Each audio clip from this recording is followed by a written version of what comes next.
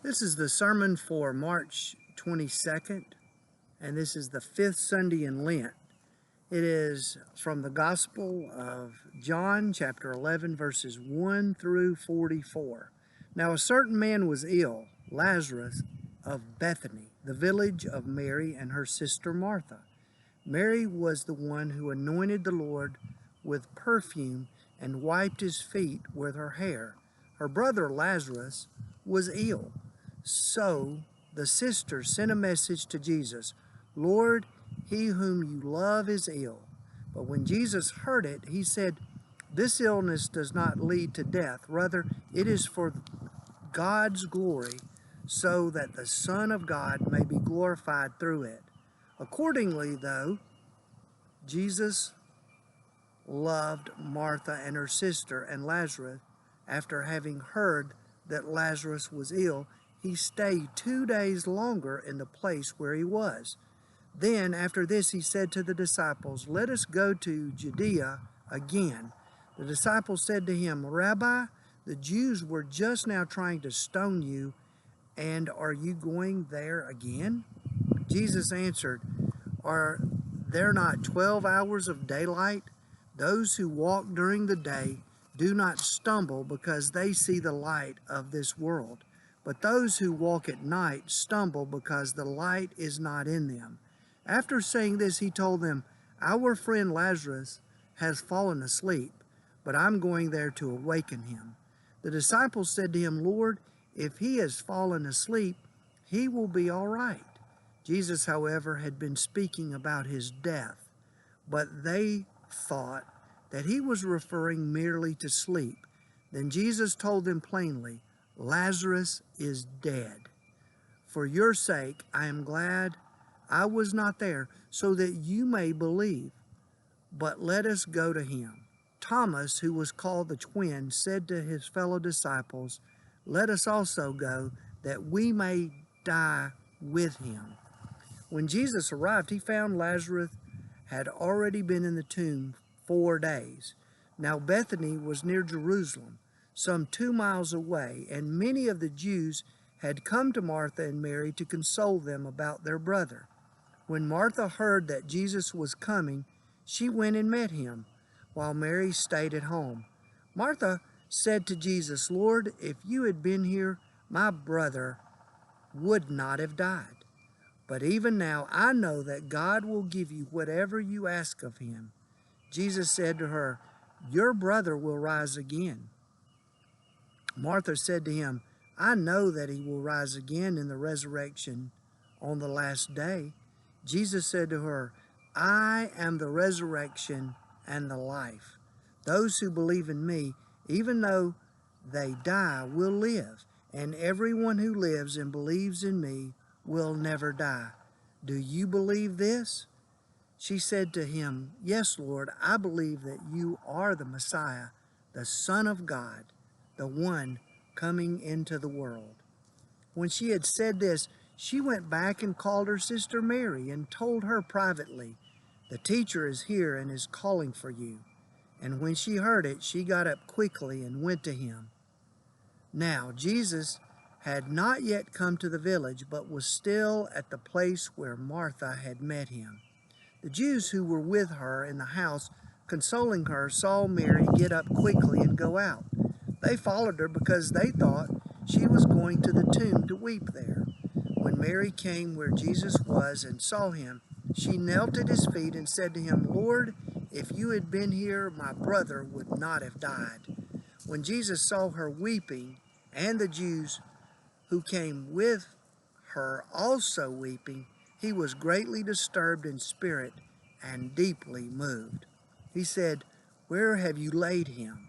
They said to him, "Lord, come and see." Jesus began to weep. So the Jews said, "See how he loved him?" But some of them said, "Could not he who opened the eyes of the blind man have kept this man from dying?" Then Jesus, again greatly disturbed, came to the tomb.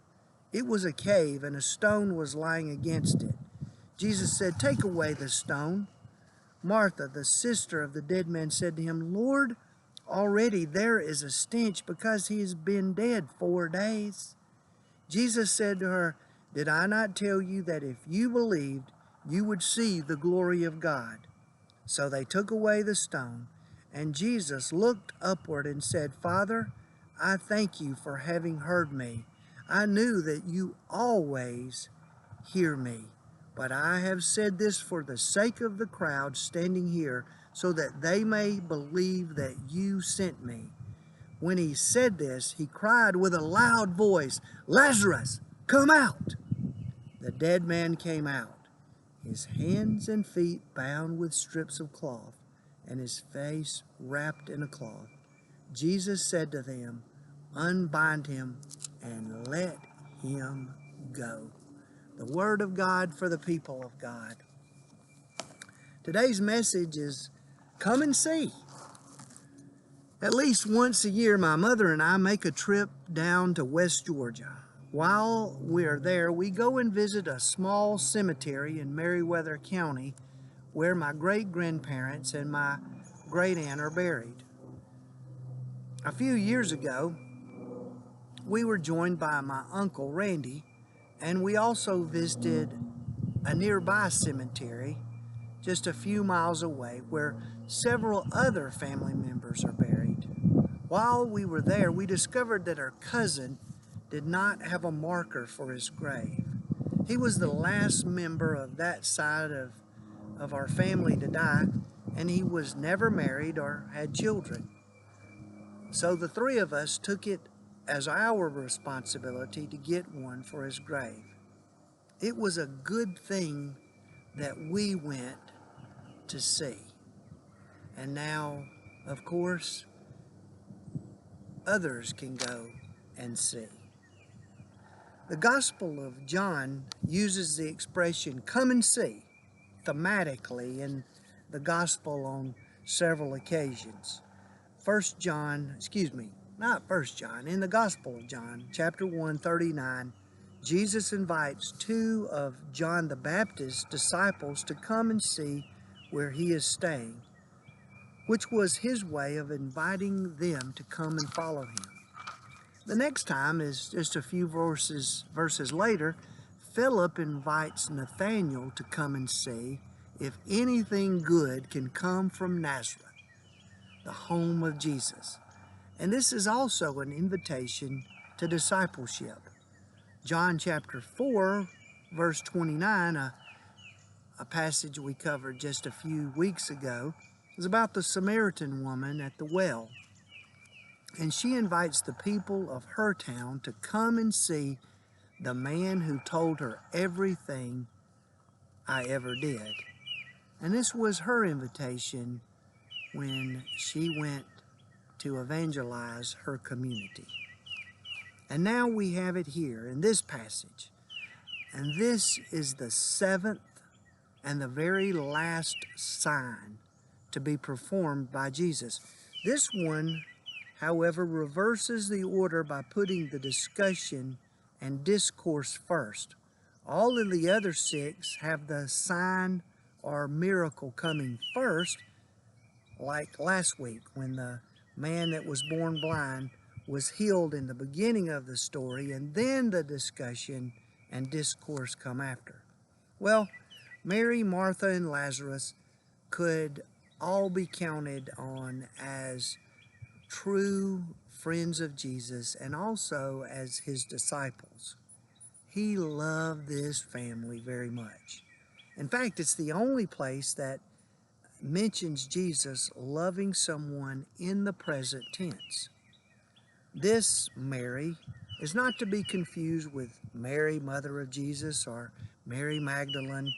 This is one of at least 4 Marys in the Gospels, and 6 total. Mary, Martha send a message to Jesus that their brother Lazarus was ill, and Jesus delayed in going for 2 days. The disciples discouraged Jesus from going to Bethany. It was only a short distance from Jerusalem, and there was already a plan to stone him to death there. Jesus goes anyway, announcing to the group that Lazarus is now dead. When Jesus and his disciples arrive, they find that many Jewish friends have come out from Jerusalem to console Mary and Martha. Martha went to meet Jesus. Once again, we have a woman having this very important theological conversation with Jesus.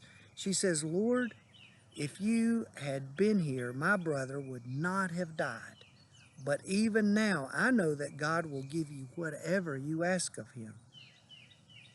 Jesus says, your brother will rise again. Martha thinks Jesus is referring to the resurrection day when all will rise. Now, we have this profound statement from Jesus. Jesus says, I am the resurrection and the life. Those who believe in me, even though they die, will live, and everyone who lives and believes in me will never die. Do you believe this? Now listen to her statement of faith. Martha says, yes, Lord, I believe that you are the Messiah, the Son of God, the one coming into the world. Martha believes there will be a resurrection someday, and she believes that Jesus is the Messiah. She just hasn't put together the idea that right now Jesus will resurrect her brother from death. So she went back to get Mary. Mary also went out to see Jesus, and many of her Jewish friends followed, thinking that she was going to the tomb to weep. When Mary saw Jesus, she knelt. She fell at his feet and said, Lord, if you had been here, my brother would not have died. Both of these sisters expressed tremendous faith in Jesus' power to heal, but to heal Lazarus when he was sick. You can hear in them the agony and despair in their voices. Mary was weeping, and it says all of the others were weeping with her, and the emotions overcame Jesus. Fully God, fully human, Jesus, of course, experienced the full range of human emotions. Jesus was greatly disturbed in spirit, deeply moved by what had happened. And Jesus was angry that death was hurting these people that he loved so much. Jesus asked, where did you put him? They said, Lord, come and see. There it is. Come and see. Now, Jesus began to weep. Some of the Jews said, look how deeply he loved him, while others questioned why he didn't come and heal Lazarus. When he arrived at the tomb, it was a cave with a rock covering the entrance, and Jesus said, remove the stone. Martha questioned, said, Lord, he's already been dead for 4 days. There will be a stench. 4 days is significant in Jewish thought because it was believed that by the 4th day, the soul had actually departed the body. Looking her in the eyes, he said, didn't I tell you that if you believed, you will see the glory of God? He told them to go ahead and remove the stone. And when they did, Jesus looked up and prayed, Father, thank you for having heard me. I knew that you always hear me, but I've said this for the sake of those who are standing here, so that they might believe that you have sent me. Then Jesus cried with a loud voice, Lazarus, come out. Then the dead man came out, covered from head to toe with cloth, with the burial cloth, and having his face fully shrouded. Jesus said, unwrap and let him loose. Now after this, many of the Jews who had come out to see him believed. Jesus offered the invitation to come and see the very first disciples. Oh, what they have seen now. Jesus offered the invitation to come and see, way back in chapter 1, to those very first disciples, and now, oh, what they have seen. They've seen the Word the Word that was God and came and dwelt among us. In him was life, and that light was the light of all humanity. As he told Martha, you don't have to wait until the end. I am right now, resurrection and life. Right now. Well, do you hear our invitation? Our invitation is also to come and see. You may have heard the expression, dead man walking.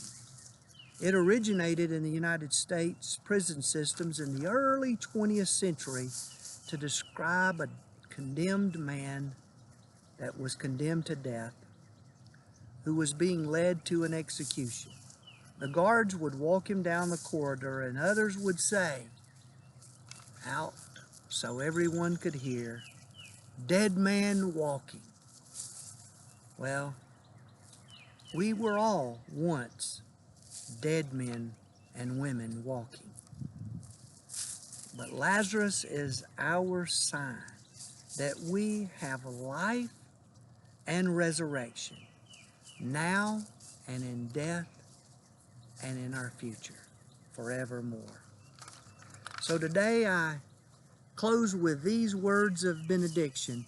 Come out, Jesus commands, and calls us from the tombs of our existence into the brightness of a new day. Come out, Jesus cries, and entices us into a world filled with grace and possibility. So, we're to go out into a world that needs our life, our breath, our spirit. Go out into a world that needs the Spirit of God carried on our lips and in our loving arms. Go out into the world to live as God's resurrected people.